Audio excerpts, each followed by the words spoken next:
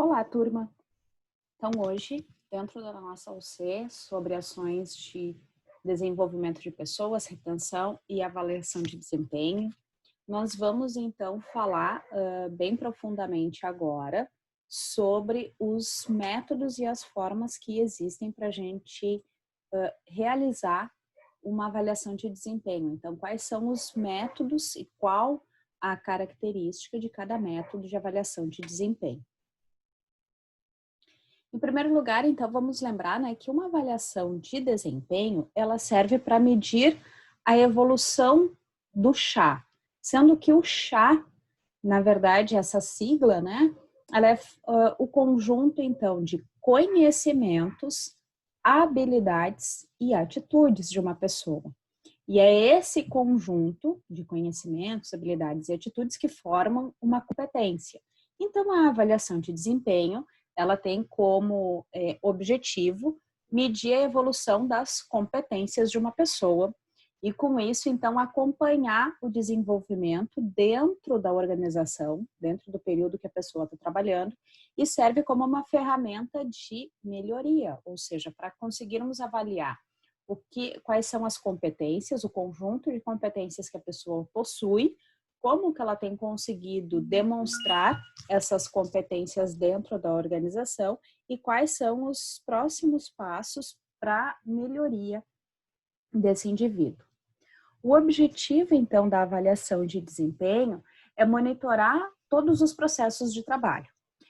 Monitorando os processos de trabalho, a gente consegue, então, verificar quais são os requisitos que estão sendo atendidos por cada pessoa, e isso parte, então, lá da nossa descrição de cargos, né? Então, o que é que eu esperava daquele cargo, o que a pessoa tem como tarefas para realizar, quais estão sendo atendidas e quais podem ser melhoradas, ou seja, quais são, eventualmente, os fatores, as atividades que não vêm sendo tão bem desempenhadas e como elas podem ser melhoradas, né?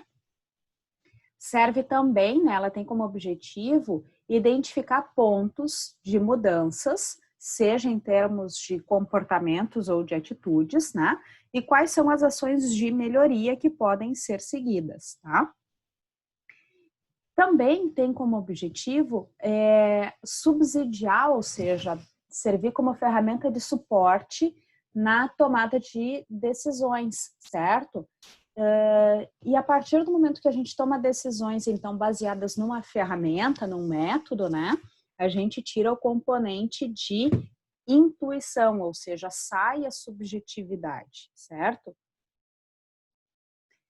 Quais são os métodos? Então, existem muitos métodos, tá? Nós vamos falar aqui dos 5 principais métodos utilizados pelas organizações hoje, tá? Quando a gente fala também de métodos, a gente está falando, então, de formas de avaliação de desempenho que contam com uma ferramenta estruturada, certo? Que vai além do feedback, que a gente já falou um pouco sobre feedback, né? Que é um mecanismo importante, mas a avaliação de desempenho, ela vai além de dar um feedback, tá? Também, a gente não está falando aqui de uma avaliação que ocorre só com base naquilo que um gestor entende que precisa dar de retorno, certo? Tem um ferramental e tem jeitos, né, formas disso ser aplicado. Então, os principais métodos hoje são as escalas gráficas, o método de incidentes críticos, de comparação aos pares, escolha forçada e a avaliação 360. O método de escalas gráficas, ele é um dos modelos mais tradicionais de avaliação de desempenho. Ele conta, então, com um formulário, certo? E são escalas gráficas, porque a gente vai estabelecer, então, escalas de desempenho, tá? E essas escalas de desempenho medem, então, os fatores que são oriundos, então, lá da nossa descrição de cargos. Então, o que o cargo tem que demonstrar e desempenhar. Aqui nós temos o exemplo, então, de que são avaliados fatores como assiduidade, que é a questão de comparecer ao trabalho sem faltas, né? A pontualidade, que é o comparecer sempre no horário, porque a pessoa ela pode ser assídua, vir todos os dias, mas não ser pontual. Eventualmente chega atrasada, eventualmente sai mais cedo, nunca cumprindo o horário pré-determinado, né? Se isso é uma questão importante. Então, são fatores diferentes. No exemplo aqui, a gente também tem como fator importante o trabalho em equipe, capacidade de trabalhar em equipe, que envolve, então, o conseguir compartilhar ideias, aceitar as ideias dos outros, né? Conseguir dividir tarefas, dividir responsabilidades, né? Também aqui é avaliado a capacidade de criatividade, de propor novas soluções, a capacidade de produção, que é realizar o trabalho solicitado, e a capacidade de resolução de problemas. E aí são estabelecido, então, aqui é uma escala de 5 pontos, que vai do ótimo, né, o nível de excelência, até o péssimo, tá? E aí, conforme, então, os fatores que estão sendo, conforme o desempenho em cada um dos fatores, né, se vai pontuando aqui ou se classificando esse funcionário, então, em relação a esses critérios pré-estabelecidos, tá? Importante aqui, então essa informação, né, uma escala gráfica, porque isso depois a gente pode, através do próprio Excel, então ele é uma ferramenta muito simples, né? Eu não preciso de grandes recursos para conseguir executar ele. Através de um Excel eu consigo gerar um gráfico onde eu demonstro para a pessoa o quanto que ele tá conseguindo desempenhar. Então ele não tem grandes dificuldades, né? Acontece que, em primeiro lugar, dependendo da forma como eu estabeleço aqui a minha escala, né, ela ainda contempla algum componente de subjetividade, né? Porque o que diferencia o ótimo do bom, por exemplo, né? Então, há que se ter um cuidado na hora de estabelecer essa escala, certo? E esse método aqui, ele não tem a exigência de ser realizado por mais de uma pessoa. Então, se é só um gestor realizando, assim como a gente vai ver com outros métodos, se é só o gestor realizando a análise do funcionário, então a gente sempre acaba tendo uma visão, um parâmetro muito enviesado, ou seja, um único olhar sobre a pessoa, né?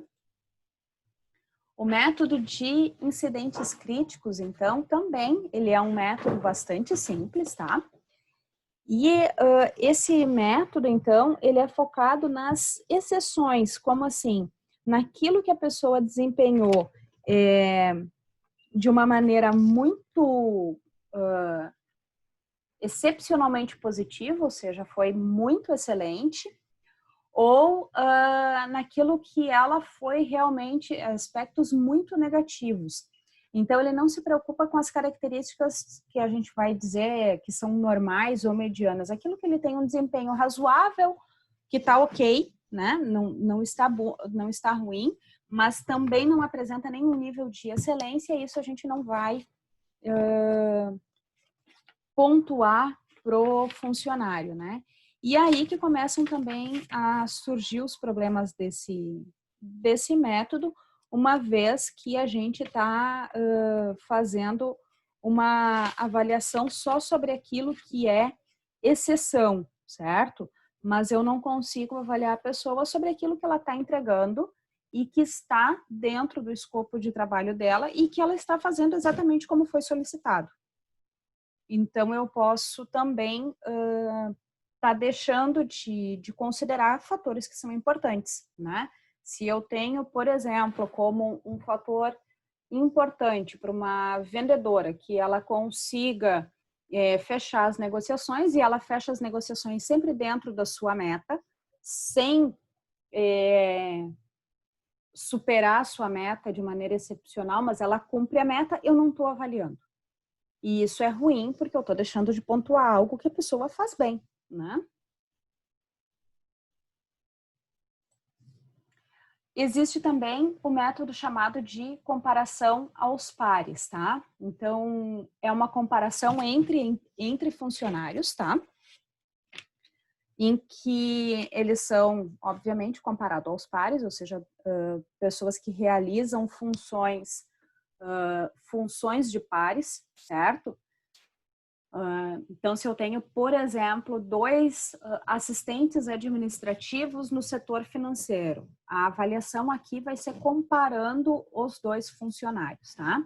Ele é um método também bastante simples, então eu vou pegar lá a descrição dos cargos, quais são as atividades, os fatores que eu preciso levar em consideração, e aí eu faço uma comparação entre um funcionário e outro, para ver quem é que é o melhor em cada um dos fatores, né? Esse é um método que ele, atualmente, ele é bastante criticado, mas é importante que a gente saiba que existe essa ferramenta.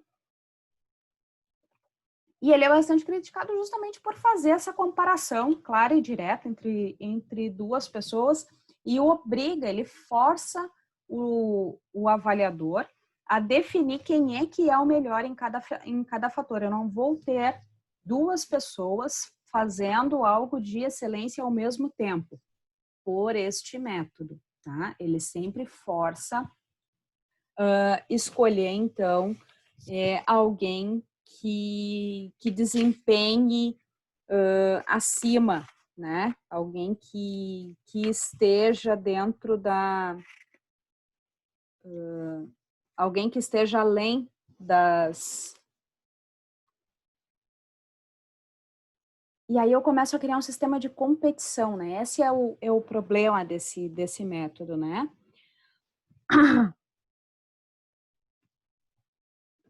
Porque daí eu posso estar tornando o meu ambiente, então, extremamente competitivo, tá?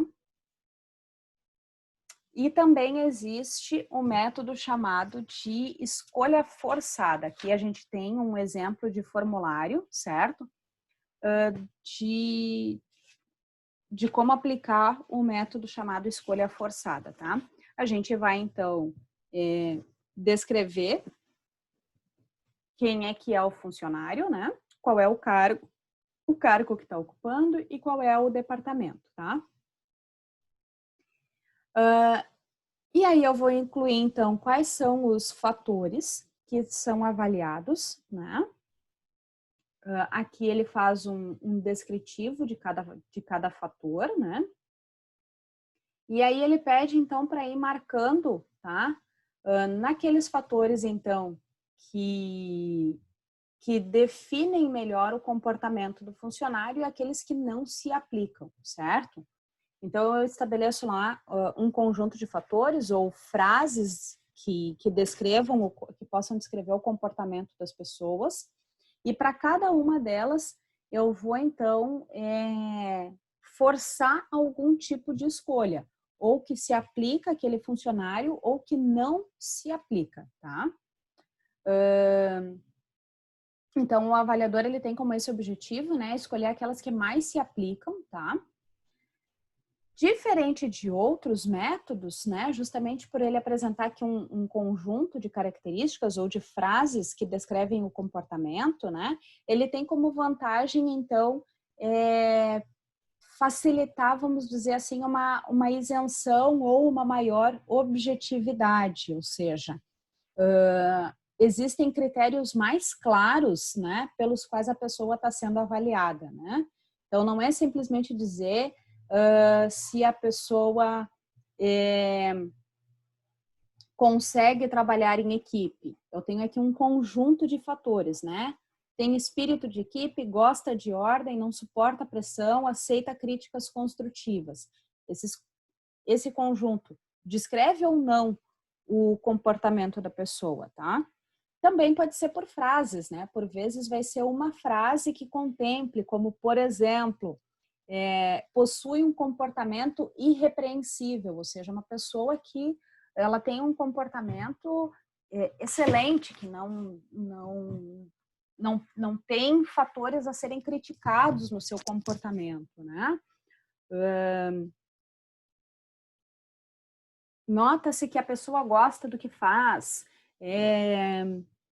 nunca faz boas sugestões, então ou é ou não é. tá? E por conta disso, então, os resultados dessa avaliação, eles indicam que são menos protecionistas, certo?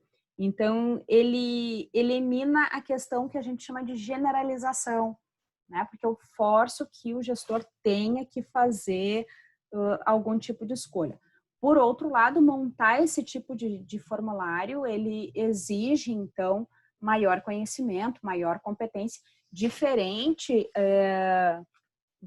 por exemplo, do nosso primeiro método lá, que, como eu falei, a gente pode, inclusive, das escalas gráficas, que a gente pode, inclusive, fazer, como eu falei, por um Excel. Pego o descritivo de cargos, né, e monto isso a partir de um Excel. Esse aqui não, esse aqui ele precisa já de conhecimento para conseguir contemplar aqui características que se combinem e forçar, então, o método de escolha, tá? E aí a gente tem a avaliação 360, que hoje também é chamada de feedback 360, e ela é um dos modelos hoje que tem maior efetividade enquanto avaliação de desempenho, né? Justamente porque ele contempla uma avaliação, então, sistêmica. O que eu quero dizer com sistêmica? A pessoa que ela está sendo avaliada de diferentes formas, né? Ou seja, são diferentes pontos de vistas que estão sendo apresentados, né? E com isso, então, a gente tem um descritivo muito mais completo, né, do que é o conjunto de comportamentos e habilidades e atitudes dessa pessoa que está sendo avaliada, tá? Como que funciona, então, o método de avaliação 360? Ele é 360 porque a pessoa que vai ser avaliada, ela faz uma autoavaliação orientada a partir de critérios pré-estabelecidos, né? Mas ela faz a sua autoavaliação, ela é avaliada pelo seu gestor imediato, ela é avaliada pelos seus pares, ou seja, por colegas de mesmo nível, e ela também é avaliada por subordinados, se ela tiver. Se ela não tiver subordinados, a gente pode substituir aqui os subordinados ou por clientes internos, ou seja, colegas de outras áreas, de outros departamentos, que dependem do trabalho dessa pessoa para conseguir executar a sua atividade, né? Ou ainda, dependendo, de novo, da função, ela pode ser avaliada por pessoas externas à organização, como, por exemplo, temos que avaliar o nosso assistente de compras. Ele não tem subordinados internos, né? Ele tem um gestor, ele fez a sua autoavaliação, está sendo avaliado por colegas. Já que ele não tem subordinados, quem é que pode avaliá-lo aqui com quem ele tem bastante contato? Bom, já que ele é assistente de compras, ele tem muito contato com os fornecedores. Então, a gente pode pedir para que os fornecedores com quem ele tem mais contato façam uma avaliação do desempenho dele, tá? Os resultados, quem faz as avaliações, né? Se as avaliações vieram de pares, de subordinados ou do gestor, isso para a pessoa é confidencial, ele não sabe, né, para garantir a idoneidade do processo e que as pessoas também façam uma avaliação verdadeira, né, e sem receios. Quem está fazendo a avaliação, isto é confidencial, mas esta pessoa, ela vai receber, então, todos esses feedbacks de alguma forma, né? Que pode ser de maneira escrita, ela recebe os relatórios disso, e pode ser também receber isso do gestor em conjunto com o profissional de recursos humanos, que então vão ter um momento de fazer a reunião de feedback e passar os retornos para essa pessoa, né? Também na avaliação de competência, na avaliação 360, uma das formas de fazer com que as pessoas participem e façam a avaliação do seu colega, né, do indivíduo, também orientar a forma como se faz essa avaliação, sugerindo que eles informem o que o funcionário faz bem e precisa continuar fazendo, e coisas que ele não faz tão bem ou que ele ainda não faz e que é importante ele se desenvolver e começar a fazer. E a partir disso, então, o gestor em conjunto com esse funcionário vão então estabelecer um plano de ação para melhoria desses pontos que não estão sendo atendidos, né? Mas então percebam que ele é um método muito mais completo. Não fica só a responsabilidade do gestor avaliar o funcionário, então, diferente dos métodos anteriores, tanto incidentes críticos, quanto escala gráfica, quanto escolha forçada, né? Aqui a gente está conseguindo eliminar bastante, né, o viés do avaliador, que a gente chama, né, ou a subjetividade, porque tem muitas pessoas avaliando. E importante, né, gente? Se muitas pessoas te dão o feedback sobre um mesmo ponto, é porque realmente aquilo é um ponto que precisa ser trabalhado, né? Ou precisa deixar de acontecer. A gente também tem, como método de avaliação moderna, junto com a avaliação 360, a gente tem, então, a avaliação por competências, tá? E a avaliação por competências, ela busca, então, comparar as competências do indivíduo, ou seja, aquele conjunto lá, conhecimentos, habilidades e atitudes, em relação àquelas que são necessárias para o cargo ou para a função, tá? Para se conseguir fazer isso, então, o descritivo do cargo, ele tem que ter sido bem elaborado, tem que ser feita uma análise do cargo, para realmente se conhecer, então, quais são as competências necessárias para o cargo, aquelas que são desejáveis, né, que não são as fundamentais, mas que seriam importantes se acontecessem, para que a avaliação seja, então, efetiva. E que competências, então, que a gente pode avaliar? Né? A gente vai avaliar competências pessoais, técnicas e interpessoais. Competências pessoais são aquelas relacionadas à capacidade do indivíduo, ou seja, a capacidade que ele tem de aprender, de absorver novos conhecimentos, né?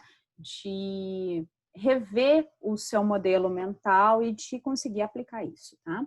As competências técnicas estão relacionadas, então, depois dele ter aprendido algo novo, dele conseguir assimilar esse conteúdo, né? E conseguir colocar em prática, né? Conseguir tomar atitudes, né? E demonstrar as habilidades relacionadas àquele conhecimento. E as competências interpessoais são, então, relacionadas à capacidade de relacionamento, né?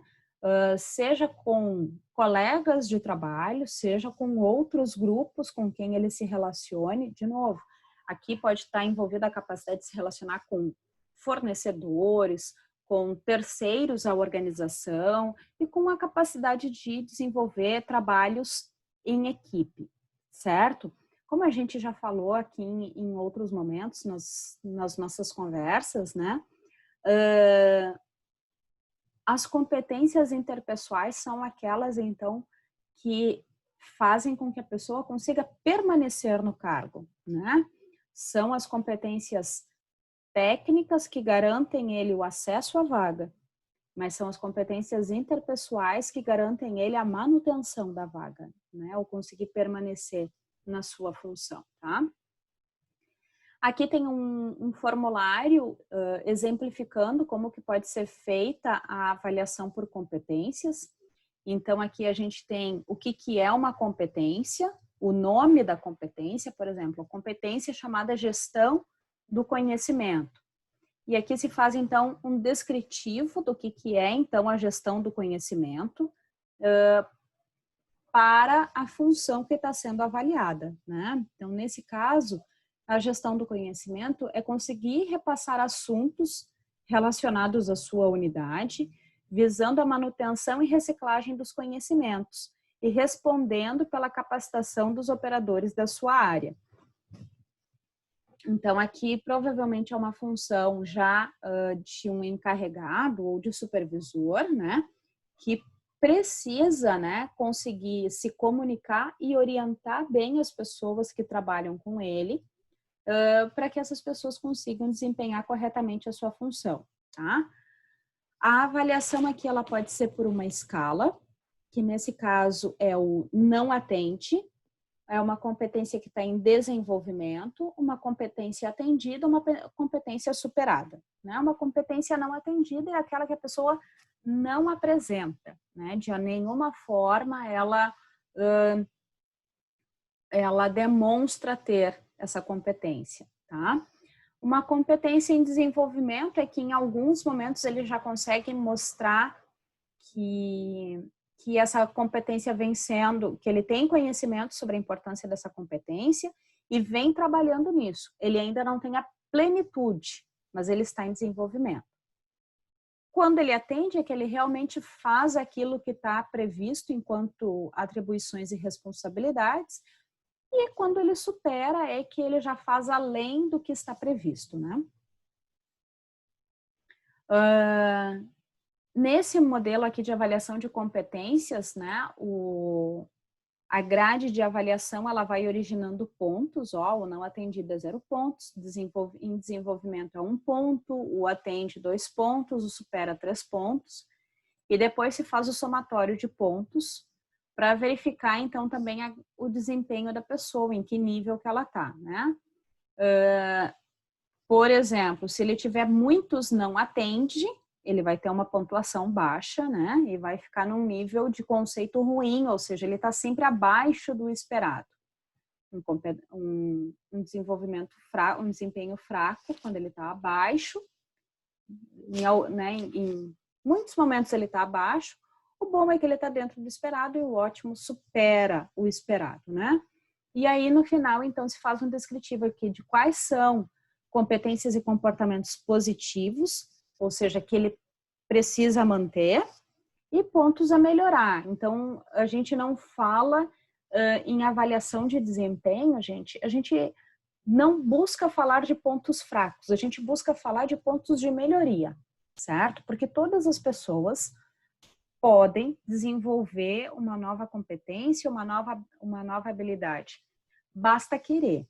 Alguns vão ter mais facilidade em desenvolver novas competências, outros pode ser que algumas competências lhe demandem um esforço maior, mas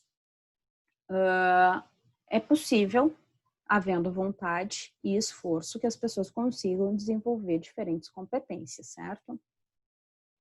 Por hoje era isso do nosso conteúdo. O material escrito está lá também disponível para vocês. Espero que tenham gostado. Qualquer dúvida, eu estou à disposição.